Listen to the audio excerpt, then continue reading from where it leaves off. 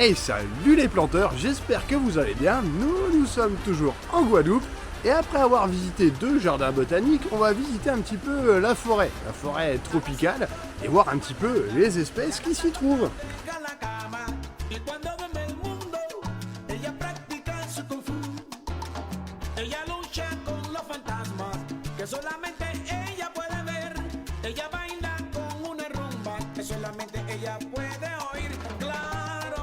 Donc nous sommes près de la cascade Écrevisse, hein, un lieu assez connu du coin, pas loin de Bouillante, et nous allons donc voir un petit peu toutes les espèces qu'il y a. Donc déjà il y a beaucoup de fougères, hein, beaucoup de petites fougères qui tapissent les sols.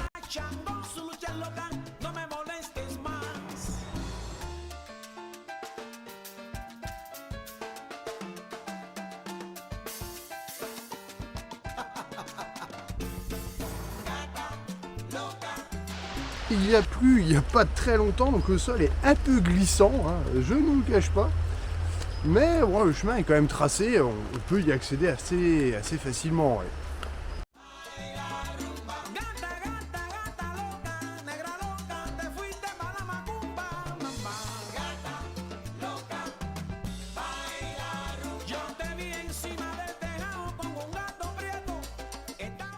On y trouve aussi naturellement un grand nombre de philodendrons et de bromélias qui s'accrochent aux arbres.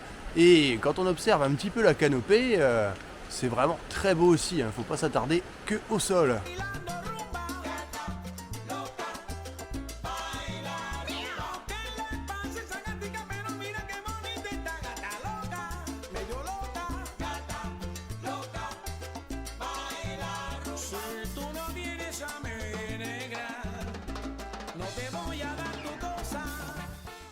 Donc en espèces d'arbres, on y trouve pas mal de gommiers, dont le gommier blanc.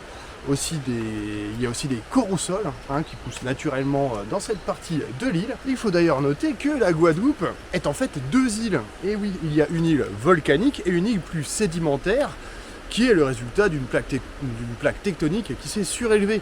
Donc le sol est différent. C'est d'ailleurs pour ça qu'on trouve des plages de sable noir sur une partie de l'archipel, et pas sur l'autre. Voilà.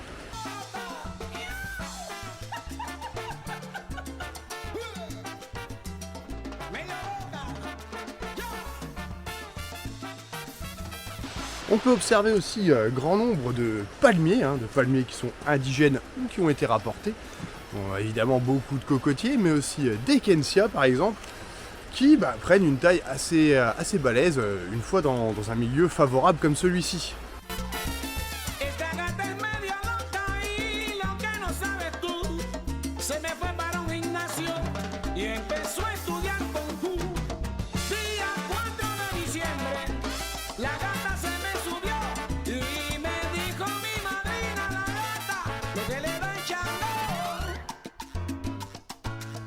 Gatica, qué rica.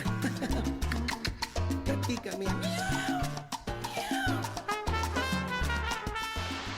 Et le truc qui est pas mal aussi en Guadeloupe, hein, c'est que c'est une des rares forêts tropicales où tu peux te promener comme ça. Genre il n'y a pas de serpents venimeux, il n'y a pas de migales, il n'y a pas de scorpions, de jaguars. Non, tu peux te promener comme ça. Ils disent même que c'est une des rares forêts tropicales que tu peux faire pieds nus. Eh oui.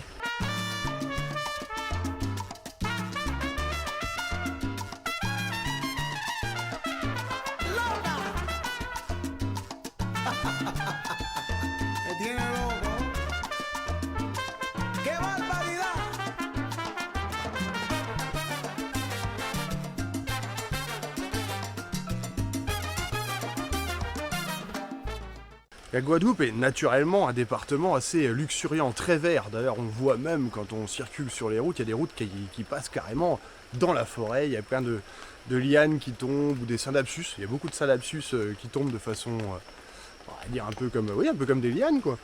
Et c'est vrai qu'au niveau dépaysement, c'est vraiment pas mal.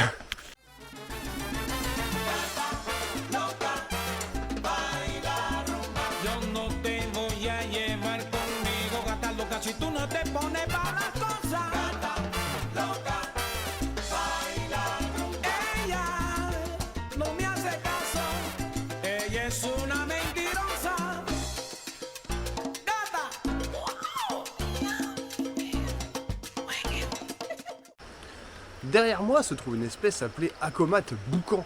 Donc c'est un arbre d'une taille assez impressionnante, comme vous pouvez voir la racine, en tout cas le pied est derrière moi. Mais le dessus est aussi impressionnant, vous allez voir.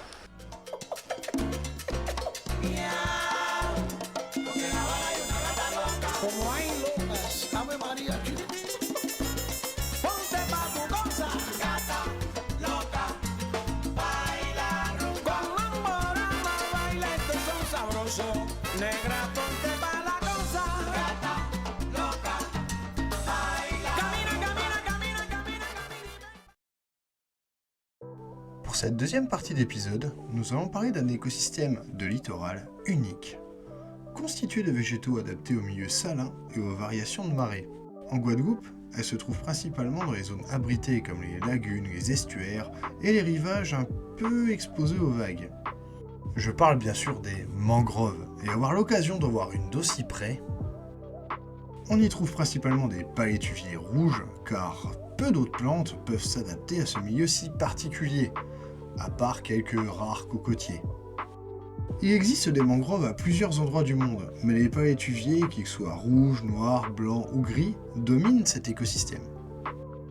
Les sols des mangroves sont riches en matière organique, mais très pauvres en oxygène, et ces arbres se sont adaptés. Leurs grandes racines, hors du sol, ne leur servent pas qu'à absorber les nutriments, mais aussi à respirer, car ils sont dotés de pneumatophores, ce qui permet aux racines de ne pas être asphyxiées dans un milieu aussi compact et salin. Ces racines ont développé la faculté de sélectionner le potassium face à la quantité de sodium 50 fois supérieure. En Guadeloupe, les mangroves bénéficient de mesures de protection grâce à des réserves naturelles. Des initiatives locales visent à préserver cet écosystème par la sensibilisation et la reforestation. En plus de servir de filtre naturel, elle freine les vagues, ce qui limite l'érosion des sols et préserve sa biodiversité unique. Une biodiversité unique, dans un environnement unique, dans un décor unique. Et franchement, ça vaut vraiment le coup d'œil.